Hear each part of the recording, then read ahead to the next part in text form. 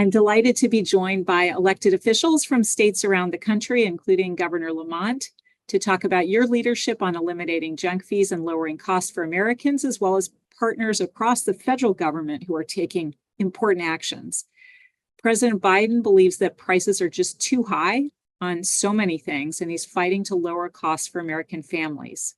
One of the major drivers of high prices are junk fees, those hidden fees that companies sneak onto your bills at the last minute.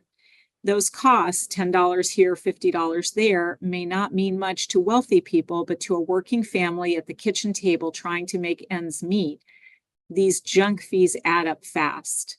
Analysis from the White House Council of Economic Advisors shows junk fees cost Americans $90 billion every year. That means $650 per household on average. Since the first White House convening of states to combat junk fees last March, we've taken several landmark actions that are bringing down costs. Once finalized, these actions are bringing down overdraft fees from $35 to as low as $3, saving a typical family that pays overdraft fees $150 a year, bringing down credit card late fees, sometimes from $32 to $8, saving the typical family that pays these fees $220 a year, securing commitments from 4 major airlines to eliminate family seating fees, saving families $50 per child per flight. Just today, requiring airlines to give automatic cash refunds when flights are significantly delayed or canceled, and banning hidden and surprise fee from airlines for checked bags or seat selection. Banning hidden and surprise fees from ticket sellers, requiring cable and satellite TV providers to show consumers the all-in price for video programs, eliminating early termination fees from cable and satellite TV providers that can be as much as $200, reducing mortgage interest premiums for FHA borrowers, saving over 600,000 American households an average of $800 per year, cracking down on junk patent regulatory filings, which has led several big companies to bring down the cost of asthma inhalers from hundreds of dollars to $35 per month. And just yesterday, cracking down on retirement junk advice so that savers receive advice in their best interest, leading up to as much as 20% more in retirement savings. On so many of these junk fee actions, we're taking inspiration from action that state officials have pioneered. In March, the American Economic Liberties Project released data showing that over 3/4 of Americans support state legislation to ban businesses from charging junk fees. And in just the last year, 12 states have introduced or passed junk fee legislation. We'll be hearing more about that on this call. State legislatures can implement policies where the federal government may not have the same authorities, and state attorneys generals have an important enforcement role to play. And critically, state officials are on the ground hearing from Americans every day about why it's important to go after junk fees and what junk fees are the most problematic. So in the next hour, we're going to hear from elected officials from Connecticut, New York, Minnesota, Illinois, Arizona, and Pennsylvania, all of whom have been leading the charge on junk fees. These actions, together with the actions that you'll hear about from my partners at the federal level, are key building blocks for a fair, middle-out, bottom-up economy. So thanks to all of you for the great work that you're doing. We're excited to work with you on continuing to bring down costs for Americans. And I'm going to now turn it over to my colleague, Domestic Policy Advisor Neera Tanda. Thanks so much, Lael. As Lael said, I'm the chair of the Domestic Policy Council. I'm the Domestic Policy Advisor to the President, and I'm really proud to lead a broad portfolio that covers everything from healthcare to housing to education. And as Lael said, the Biden-Harris administration is taking action to crack down on junk fees across the economy, using every tool we have to fight for the American people and make progress. Today, I'll just highlight 3 examples of our work in specific sectors, and really just we have a very robust collaboration with the NEC on these issues. First, this administration is cracking down on junk health insurance. Earlier this year, we released a final rule that cracks down on low-quality health coverage, protecting millions of consumers from getting ripped off by junk insurance. These junk insurance plans mislead customers into thinking, and consumers into thinking they are buying real health insurance. Then, just when they need medical care, they find out their plans cap their benefits, that they are still subject to pre-existing condition requirements, that their care isn't covered at all. So right when you need your health insurance, it isn't there. And that's what we mean by junk insurance, because really when you need insurance most, you shouldn't be footing a gigantic bill. Our new rule closes the loopholes the previous administration exploited and restores the type of coverage to what it was intended to be: temporary, no more than 4 months, and be used just for people who are in transition and moving from one job to another. And insurance companies will now have to provide clear disclaimers that explains to people exactly what is not covered and tells them how to find comprehensive coverage instead. Our new rule is really there to give people the peace of mind that their insurance will be there when they need it. This rule will make these plans fairer and help ensure customers and consumers know that they're getting what they sign up for. Second, we are taking action to root out junk fees for students and families paying for college. When families pay for college, there are hidden and surprise fees that increase college costs. And so earlier this year, we announced a host of changes to save students and student loan borrowers billions in unnecessary fees. For the first time ever, President Biden has proposed to eliminate student loan origination fees. This will save roughly 7 million students, borrowers, more than $1 billion annually. Our administration is also doing rulemaking on a number of consumer and student-friendly policies to lower college costs. Everything from returning unused meal plan dollars to students to getting rid of unusual fees for college banking accounts. We've also established final rules to prohibit colleges from withholding transcripts from students, or in just a really common sense protection. This whole work builds on the president's agenda to lower costs, eliminate junk fees, and make higher education a ticket to the middle class, not a barrier to opportunity. And finally, we're taking on junk fees in rental housing. Rental housing fees can be a serious burden to renters. Rental application fees can be up to $100 or more per application. And importantly, they often exceed the actual cost of conducting the background and credit checks. Even after renters secure their housing, they are often surprised to be charged mandatory fees on top of their rent, including convenience fees to pay rent online and fees for things like mail sorting and trash collection. There have been reports on January fees charged for no clear reason at the beginning of a new calendar year. That's why last year, President Biden secured commitments from major rental housing platforms to provide greater transparency in the rental search process. Zillow, Apartments.com, and AffordableHousing.com changed their websites to provide consumers with total upfront cost information on all rental properties. So consumers really know what they're getting and what their money is going towards. Transparency can be a critical first step and help consumers comparison shop with full information. By showing the total upfront cost, a prospective renter can avoid getting tricked into choosing an apartment thinking it is less expensive, only to learn that after fees and other add-ons, the actual cost for their chosen apartment is much higher than they expected or can afford. Really, in all of these ways, we are trying to ensure that companies are being as honest and upfront with customers as possible. As the president likes to say, nobody really wants to ever be taken for a sucker, and the government is on the side of the consumer and the customer to ensure that they are not taken advantage of in the process and charged what they really shouldn't be. So we're going to keep fighting junk fees wherever they appear, and we're eager to partner with state legislators and others leaders who are delivering wins for the American people. And now it's my honor to turn it over to Chair Lena Khan.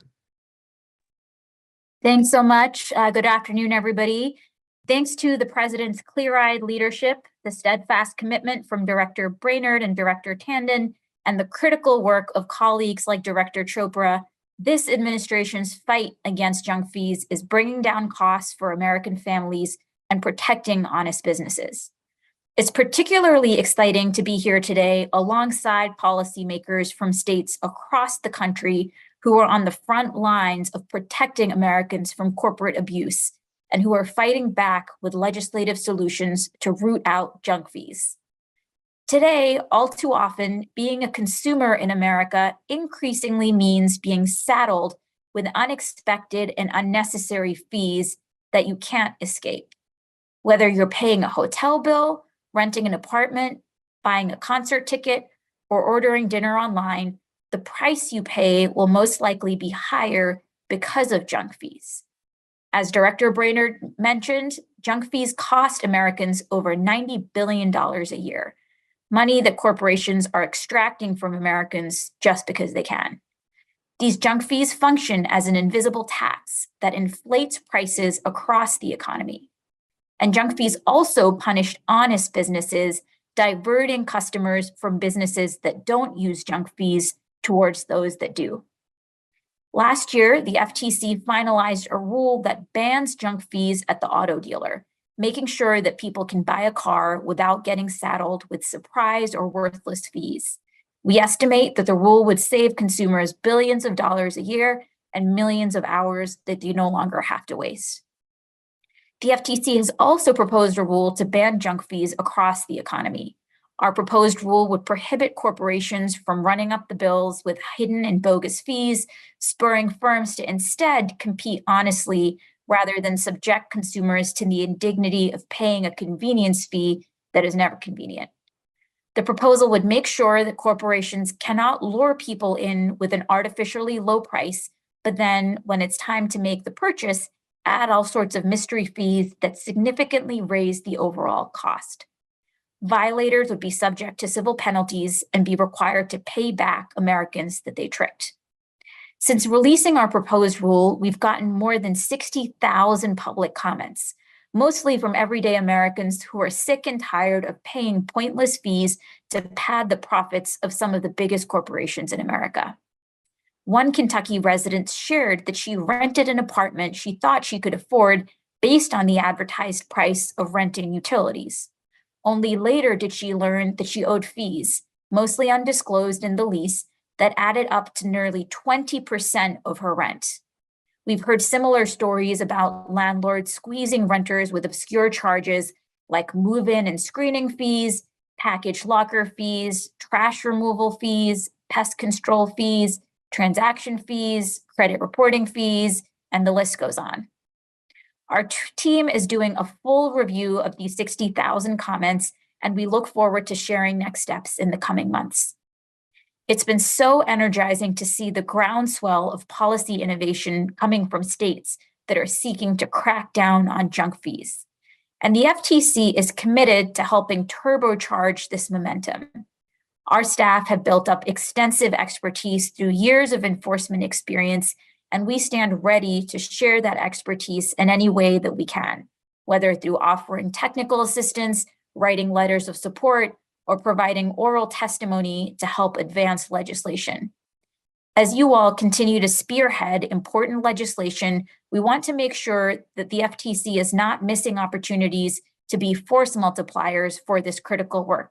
So please let us know how we can be helpful. Together, our work to root out junk fees not only ensures that Americans can keep more of their paychecks, but it also helps restore a degree of fairness and justice to our markets. Thanks so much again to Director Brainerd and Director Tandon for facilitating today's convening, and to Director Chopra for relentlessly holding companies to account if they prey on Americans' pocketbooks. Thanks so much, everybody. And with that, I will pass it over to Director Chopra.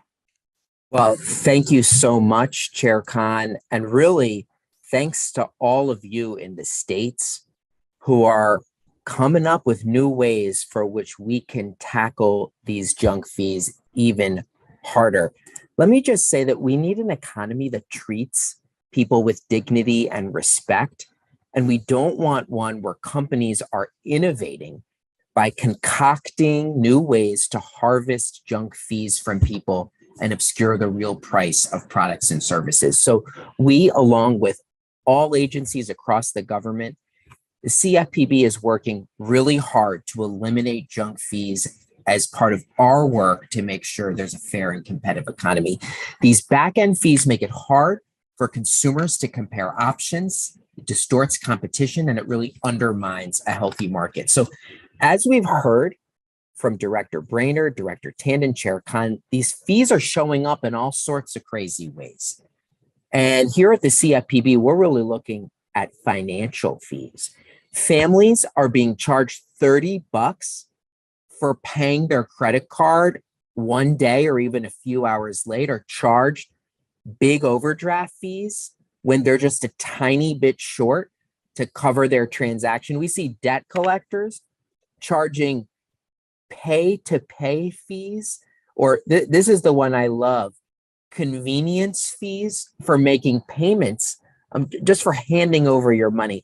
And it feels like this is not just passing back the cost of a service. It's becoming a profit center, raising prices and gouging people in a way that consumers often can't avoid or didn't know when they signed up in the first place. So the CFPB has finalized a rule to bring down most of these credit card late fees from $32 to $8. We estimate this is going to save American families $10 billion each year. We have been sued over this rule, and we are vigorously defending that. But it's more than credit cards. Today, the CFPB released a detailed analysis, and I urge you to take a look on our website, showing that overdraft and insufficient fund fees for the full year of 2023 is down over $6 billion compared to before the pandemic. And at the same time, quarterly overdraft and NSF fees were pretty flat through 2023, suggesting that most of the year-over-year reduction reflects the impact of changes in policies from 2022. So we've also proposed more protections to rein in excessive overdraft fees at the largest banks, closing a long-standing loophole that exempts these overdraft loans from basic protections under the Truth in Lending Act. And we estimate that will save households on average about $150 each year, totaling really billions of dollars. And today, we also released another report detailing our work to combat junk fees in mortgages. So our CFPB oversight goes on site to these mortgage servicers, and we found all sorts of illegal junk fees, prohibited property inspection fees, deceptive notices to homeowners, violating loan modification rules for struggling borrowers. And we are seeing the results. Just over a part of 2023, we saw $140 million go back to consumers for these unlawful fees and all sorts of products. And since that time, the CFPB's on-site supervision is leading to more than $120 million just in bank account deposits. So we really hope that our reforms in these markets are going to lead to more fair and competitive pricing. I also think it's going to restore a little bit of trust that people really need in the banking system, because they're really tired of all of this fee creep across the economy. They are fed up with paying more for a product than they expected. They're fed up that they can't search and shop and actually see what the true price is until they go 6 screens later, or they go find out months later there's some surprise. And these fees are not, it's not about being an annoyance. It's about, it makes a huge difference for a family's budget. They can't really predict it. It's a shock, and it can send them on a treadmill of debt. So we're really excited for states to play a big role in this. I want to reiterate something Chair Khan said. All of us are looking for ways to help you. We want to weigh in wherever we can. Some of you have asked us who are holding hearings or having legislation or looking to enact new measures. We're really here to work with you, but this is an all hands on deck effort. And I'm just so grateful for everyone across the country who's doing this work.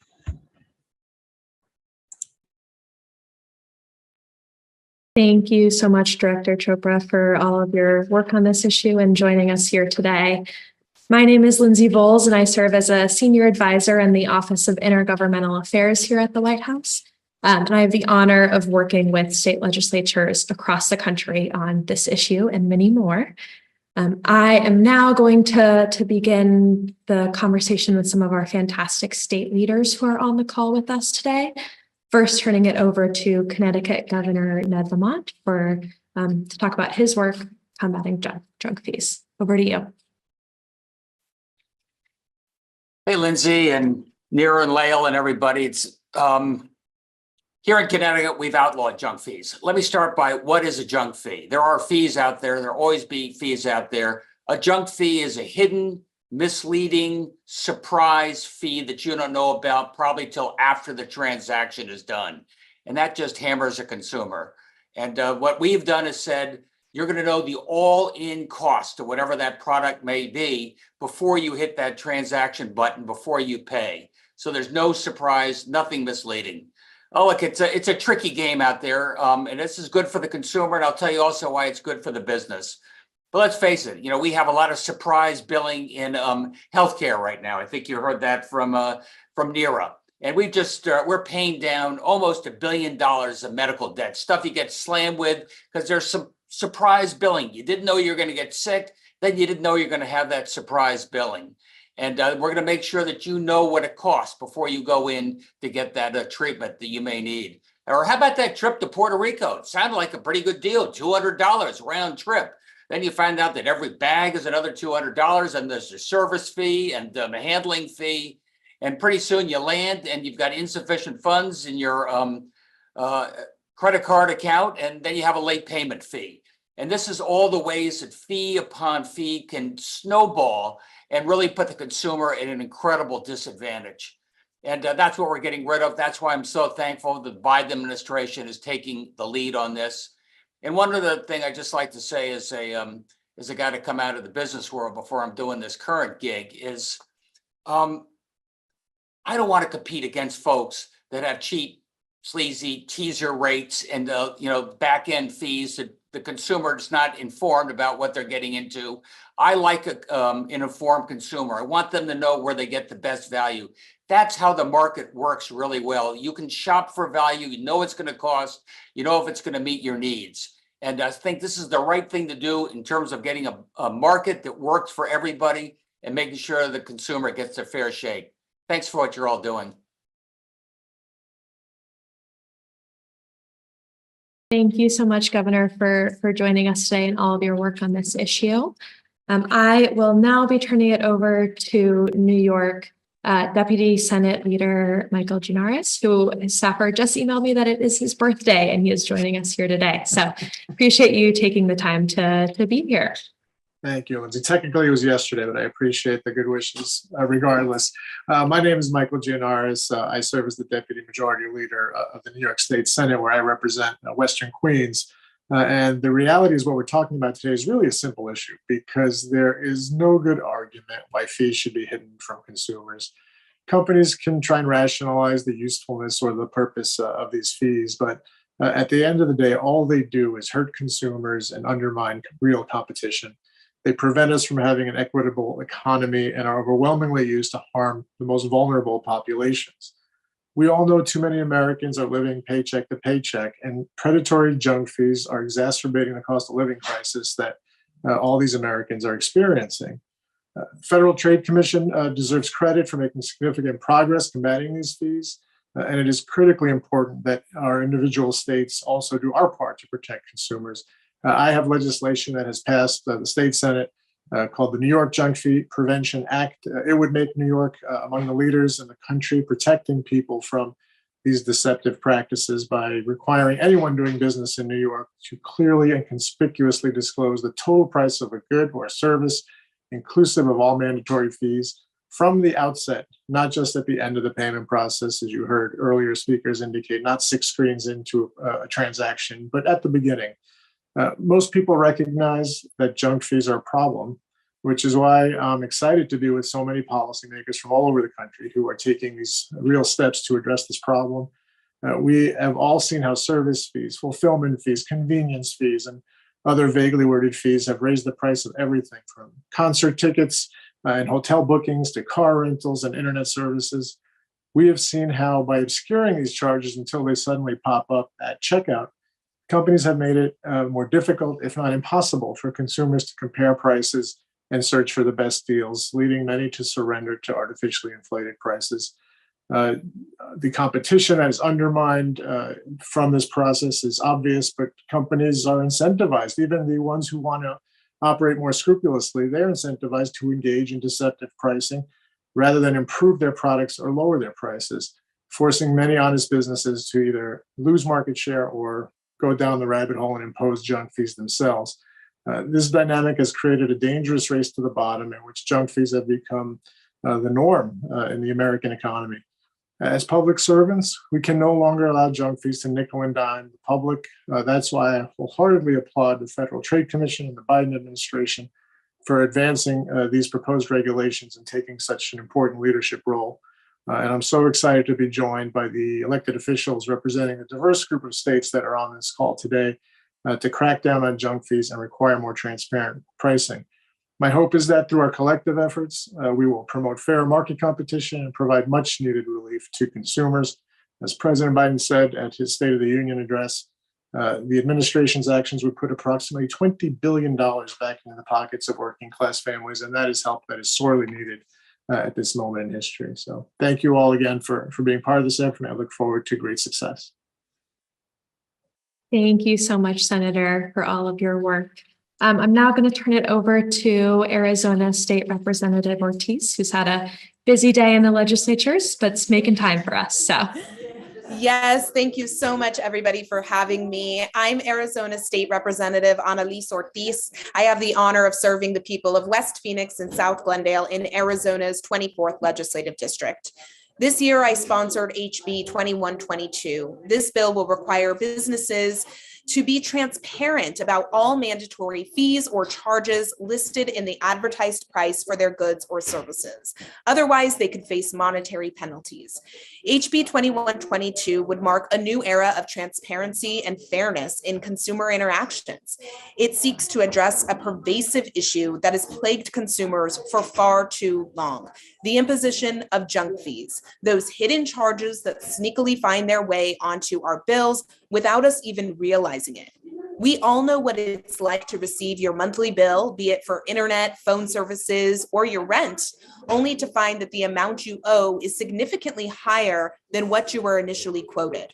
Research has shown that junk fees can add as much as 20% of the total cost of a product at a time when Arizonans and people across the country are struggling to get by. Every dollar counts. These junk fees are often buried in the fine print or presented in confusing language. It erodes trust between companies and consumers, and it creates an atmosphere of uncertainty and frustration. Consumers should not have to feel helpless and taken advantage of when they're in the checkout line. Now, unfortunately, my bill, HB 2122, was assigned to an unrelated committee, a tactic often used by Arizona's GOP majority to kill bills they don't like, which was frustrating because I even had a Republican co-sponsor. This is a bipartisan issue. And we know that the vast majority of Arizonans and Americans are with us on this issue. So my fight will not stop, because under my bill, the price you see is the price you pay, period. Businesses should compete on providing the best service at the lowest price, not on coming up with new ways to trick and frustrate consumers with deceptive fees. I'm grateful for the national leadership the Biden administration is demonstrating on this issue. Combating junk fees is about fostering a climate of fairness and accountability in the marketplace, where businesses operate with integrity and consumers are protected from exploitation. It's about building a stronger, more resilient economy where trust is the currency that drives commerce. Thank you so much. Thank you so much, Representative. We will now turn it over to Illinois State Representative Bob Morgan. Thank you so much, Lindsay. Good afternoon, everyone. It is an honor to join you today to discuss our efforts to ban junk fees here in Illinois. This initiative follows major strides in the past few years to protect consumers and families in our state. Whether it's healthcare or gun violence prevention or predatory and deceptive fees, the government has to step up and step in situations like this.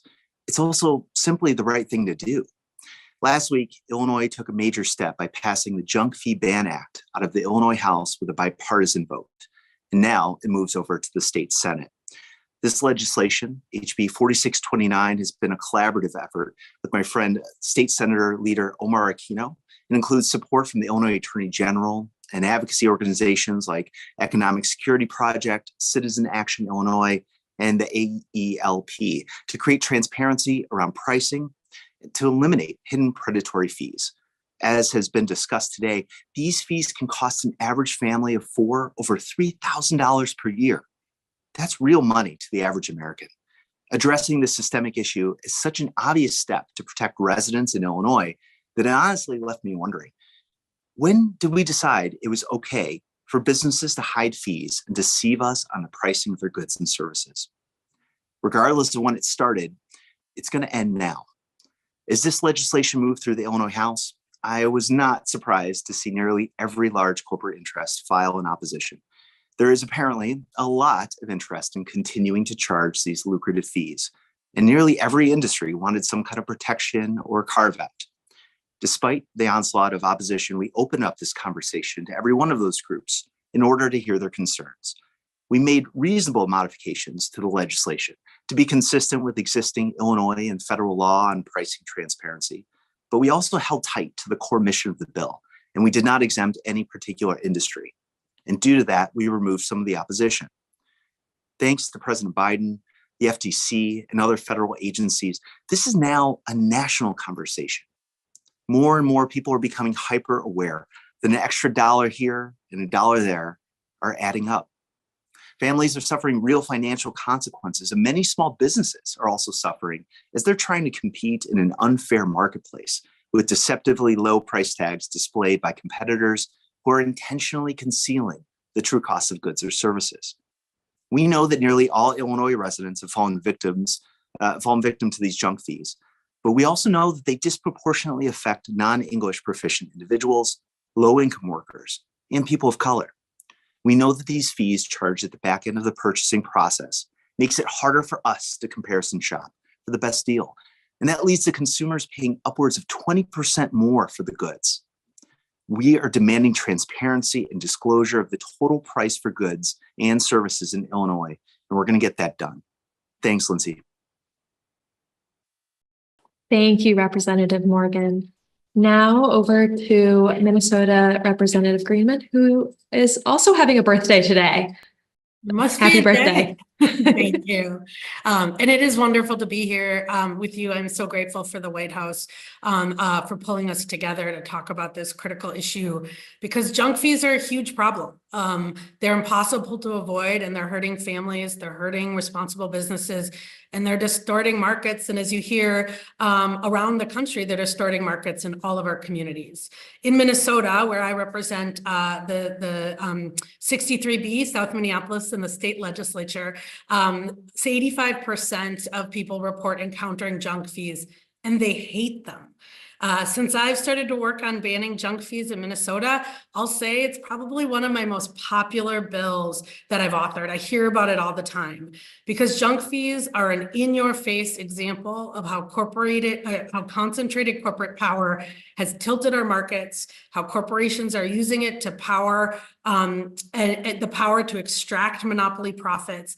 They're normalizing practices that hurt consumers and hurt our local businesses. The fact is that Minnesotans, like people across the country, are being nickeled and dimed. They're being overcharged and underpaid at the cash register, at online checkout, on their paycheck, and pretty much everywhere else in our economy. The beauty of the bill that we're working on is it just requires all-inclusive pricing. It's a simple rule that everybody understands. The price you see advertised is the price you pay when you buy the good or the service. Last year, my colleagues started working on a ticketing bill, House File 1989, named after a Taylor Swift album and a ticketing fiasco that first got her interested in the issue. But junk fees are everywhere, and they are not just for Taylor Swift concerts anymore. Since I started working on this bill, my legislative colleagues now routinely send me their receipts, their invoices, their menus, their signs from across the state. Convenience fees, wellness fees, resort fees, service, processing, and handling fees. And the one I heard last week that was new, an inflation facility fee, whatever that means. Call them what you want. It's time to get rid of them. We crafted our bill with a lot of conversations and input, a lot of conversations with industry advocates, with state and national leaders, and most importantly, with the Minnesota consumers who will ultimately pay the tab. And while some of my colleagues proposed bills that may limit it to a specific industry or a specific practice, I thought it was really important to have a whole of economy rule since junk fees and junk fee innovation has really taken and become a whole of economy problem. Having one uniform rule is better for consumers, it's better for competition, and it closes loopholes that corporations are really good at exploiting to get around our consumer protection rules. But as you heard from my colleague in Illinois, a single rule is easier said than done. And we have spent hours with our staff going over specific circumstances, particularly regulatory concerns, by dozens of industries and associations. Where it made sense for consumers, we made some accommodations, but we said no a lot, because what's clear is it's time for a change. It's time for the transparency and the consistent rules that people want. Our junk fee bill here in Minnesota comes along with a lot of work that we've been doing to empower workers and families, and it's a critical part of our work to strengthen the power of Minnesotans in our democracy and our economy. And I feel so grateful to do this work alongside the amazing work that's happening in the Biden administration, in the FTC, in the CFPB, and with my colleagues around the country, because I think we really are responding to a need and what our constituents are asking us to do. So really appreciate this conversation. Thank you so much, Representative, for your time. Last but not least, turning it over to Pennsylvania State Representative Fiscatano. Thank you, Lindsay. And any elected official will tell you that it's the worst speaking spot is the last spot, because everybody else covers everything before you get a chance to speak. So I'll just echo the comments made by my colleagues from many other states and the federal government on how deceptive these fees are and how harmful they are to consumers and to the economy writ large. I want to talk a little bit about House Bill 636 in Pennsylvania. I serve in the Pennsylvania House of Representatives, representing a district outside of Pittsburgh in Western PA. And I introduced this bill to crack down on junk fees, and not in a way that bans them, but in a way that forces them into disclosure. And the idea of junk fees is that they're hidden. And so if you require that they have to be disclosed up front, they almost take care of themselves, because without being able to hide the fee, you become price uncompetitive on the front end, or you lose a competitive advantage over your rival sellers. And so we introduced this bill as a wide open bill to incorporate into Pennsylvania's pretty strong consumer protection law protections for the transparency of junk fees, that if there were mandatory fees inherent to a transaction, those fees had to be included in the advertised price of an upfront good. We worked through that process in the Pennsylvania House of Representatives, and believing that you should pay the price that you see. That was the name of our bill. Consumers should be able to see what a thing costs and pay that cost if they choose to purchase it. And we wanted people to be able to see the actual price, including the fees, not just when they're at the checkout menu at the very end of the process, but upfront. And the analogy that we used a lot is when you go grocery shopping and you're in the bread aisle, you can see all the prices of a loaf of bread. That price does not change when you check out at the cash register at the end of your grocery trip. There's not a bagging fee or a cashier's fee or a cart fee or anything like that tacked on at the end to the price of your loaf of bread. So why should we accept inherently deceptive fees on other goods that we wouldn't accept in more routine transactions like buying a loaf of bread at the grocery store? And in my opinion, the hidden fees restrain the free market and make it harder for consumers to price compare, which is inherently deceptive, and why these fees need to be addressed by both state government and federal government. rules. So here in Pennsylvania, we had bipartisan support for our legislation. The federal actions by some of the folks that we heard about earlier on this convening, as well as the remarks that have been publicly made by President Biden at the State of the Union and other mediums, have really raised the inherent understanding of this issue with consumers. And so when we introduced our legislation in Pennsylvania, we had bipartisan support in a narrowly controlled chamber. We only have a single seat majority in the Pennsylvania House right now, but we had bipartisan support for this idea in this bill, so much so that when it was passed out of the House Consumer Protection Committee, chaired by Representative Rob Matzey, that it was passed unanimously. And we did have to make some changes to the bill to get to that point. We limited the scope to avoid any kind of overlap with federal or state agency jurisdictions. And we really targeted it at the most egregious offenders of junk fees, ticket sales, vacation rentals, food delivery, the things that we really thought were the industries that we really thought were using these fees in the most deceptive way. We targeted the bill that way, and we were able to get unanimous bipartisan support out of the issue with the public and with their representatives. But we didn't really run into any kind of coordinated opposition. I think that due to the great work of the FTC and outside stakeholder groups like the AELP, there is a high level of understanding of how this is unfair, and we didn't see any coordinated opposition. And I'm proud to report that the bill was passed by the full House last October with a huge bipartisan majority, 171 to 32. And so we were very excited to see that go all the way through and rack up big bipartisan support for our legislation, both in committee and on the House floor. The bill now sits in the Pennsylvania Senate, and Pennsylvania's legislature has divided government. So we are working to try and get our colleagues in the Pennsylvania Senate to pick up this idea and move it forward so that we can get it to Governor Shapiro's desk to become law, so that we can crack down on these deceptive fees in Pennsylvania. So thank you. Thank you so much, Representative. That concludes all of our fantastic state speakers. Thank you all so much for joining today and learning more about the work that the administration and states across the country are doing to combat junk fees. Have a great rest of your evening.